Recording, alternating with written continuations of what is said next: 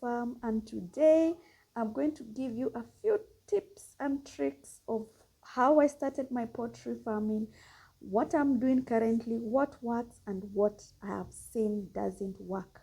Join me on this emotional journey through my morning farm routine as I feed my chickens, check on my goats, and also share the valuable tips that every poultry farmer should know. This is more than farming.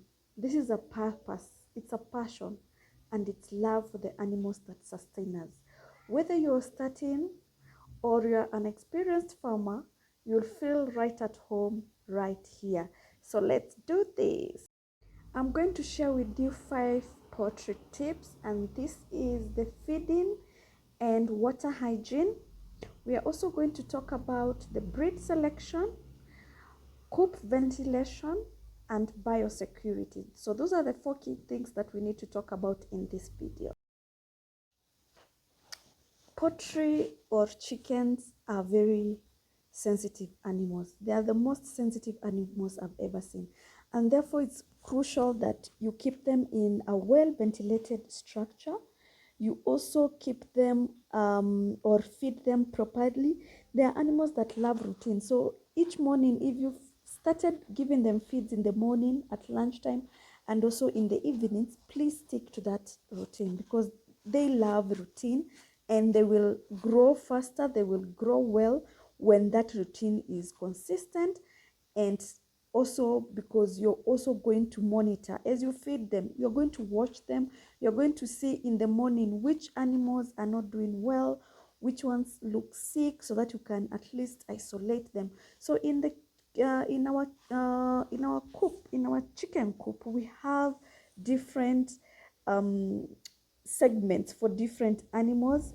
We have like the main part that I've shown you before, then we have this other part that we keep our layers. We also have boxes, and these are just, we also have boxes where where are the boxes? Oh god, my camera is just going all over. Anyway, let's start from here. So for my chicken, I keep them basically for protein, so meat breeds, and we feed them early in the morning. We also feed them like twice or thrice. And this morning or this week, we are keeping them indoors because we have a very funny dog that had escaped, and it loves to eat the chicken. So right now they're not going anywhere. They were free ranging, but currently we are doing like in-house feeding 100%. And this is because we have a stray dog. One of our dogs has become stray, but before we find it, because we have to find it and then maybe chain it, we have to keep the chicken inside. Yeah, so those are some of the challenges that you get as a as a farmer. So the first and most important thing is about feeding and water hygiene. So make sure that your feeding program is consistent. Make sure that you're feeding them the right feeds at the right stage. Make sure that their house is very clean. Look at that coop. We do not have like chicken droppings all over. So the coop is very clean. Give them the feeds. It's unfortunate that we don't have like a feeder, but this is because these chickens are not meant to be in-house. They're meant to be free range outside looking for their own food, because the farm is huge, and we have greens outside, we have grass, we have insects. So we don't usually encourage them to be in the house during the day, and that's why we not like have like good feeders or good cages. But this one works, and that's why we say farming is what you have. You start with what you have. So this one has worked over the years, and in here we are housing about almost 100 chicken, and most of them, or entirely all of them, are meat from our meat production, because we love chicken. We also keep extra eggs maybe for breakfast, but and these are not commercial chicken, so this is just us feeding on the chicken.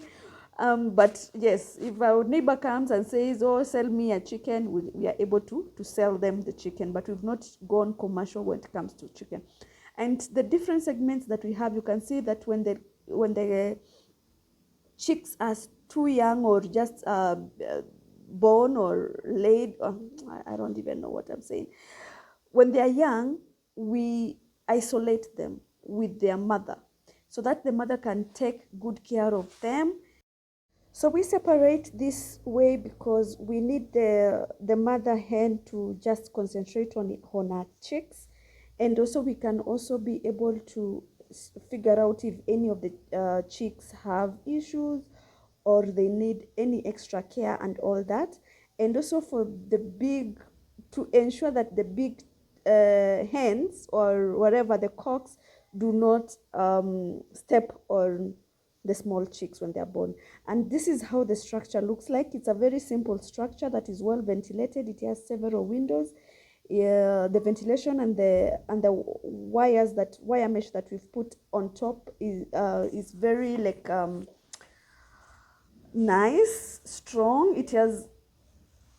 We've used this structure for a very long time, and the construction is the brick, and we've not used like a lot of materials to construct, so it's a very cost-friendly structure.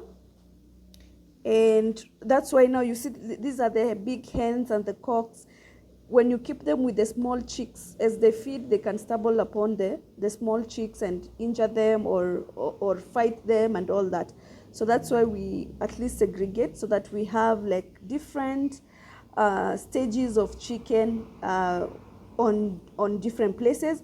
And this also comes because of the feeding program that we have. If you're giving the hens some layers mash and all that, then the small chicks cannot eat or process that kind of food. So it's very key that you separate the two. And we've discussed that we are going to talk about the feeding. So that's all about your feeding and water hygiene. Make sure that all that is done. And then we've also created all with a simple a place where the birds can rest during the night or during the day.